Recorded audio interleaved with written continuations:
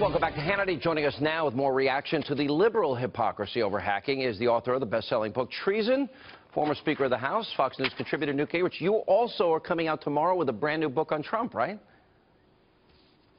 Yeah, we have a new book that's an electronic book on electing Trump. And I'm also tomorrow giving a speech at Heritage on the principles of Trumpism and how dramatic a change it's going to be for America. So, very exciting time for us. And this is, by the way, about as stupid as anything I've seen the left try. I tried to say that, but you said it better. No, think about it. Barack Obama is now saying that his administration was so incompetent that they stood around sucking their thumb while the Russians snuck in and hacked into an American election because of the utter incompetence of the Obama defense system. Now, I don't know why one would want to go make that case. I happen to believe Obama is amazingly incompetent about national security, but he's basically making the case that they now have to investigate whether or not the Russians hacked in despite the Obama national security system. And we're now supposed to believe the guys who failed who are going to tell us why they failed, because it was the Russians who did it, because they were too stupid to protect the system. I mean, this whole thing will go down. This would be a parody. It would be a comedy if it was a movie. If Trump did this, this would be labeled what it is, a conspiracy theory.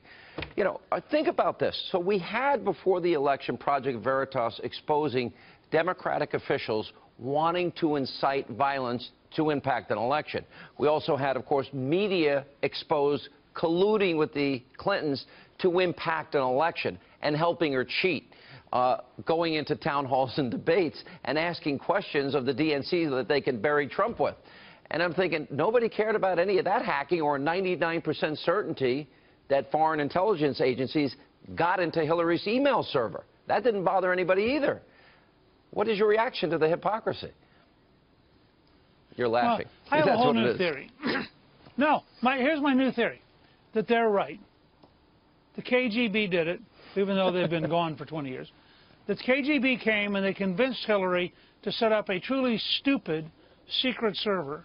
They then convinced Hillary to eliminate 33,000 emails, and they then convinced Hillary to lie about the rest. So it's not Hillary's fault. It's not Bill's fault. It's not the Democrats' fault. In fact, it's a secret Russian agent who undermined Hillary's ability to do anything competent. But she would have been a great president, except for the fact that this Russian kept manipulating her. Okay. Now, I mean, how do these people live with this stuff? There is zero. Understand, since before the election, zero new evidence, not one bit, not one iota.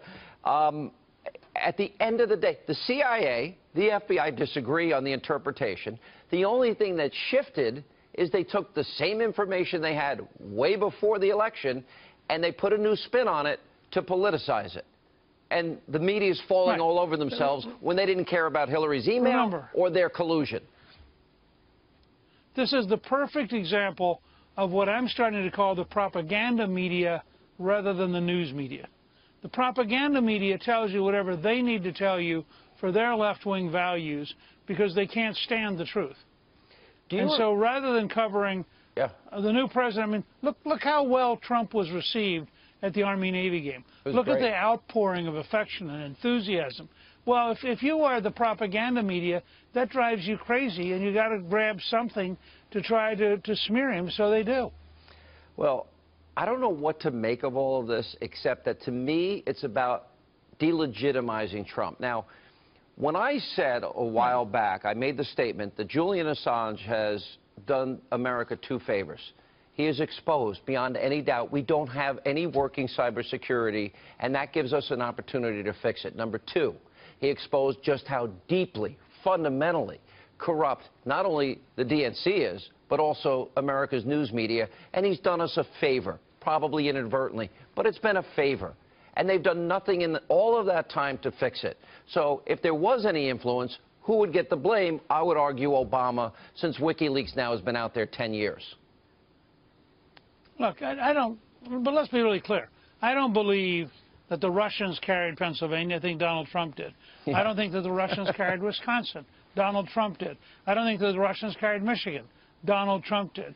The problem the left has is they cannot come to grips with the reality that the American people are turning against them, that the American people have defeated them.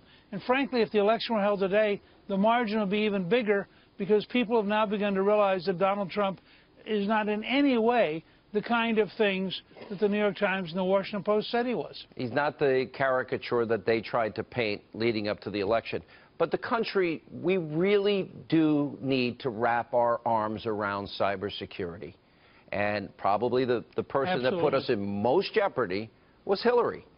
And when there's a 99% chance that at least 5 foreign intelligence agencies hacked into her top secret special access programs on her server that was in a mom and pop shop in a bathroom closet, you know, maybe they should have shown a little concern about that too, but they didn't. Well, look, I mean, that's the tragedy of this whole thing. What it does is it trivializes the serious. There were really serious security problems. They would normally be, I think, jail time for things on this scale.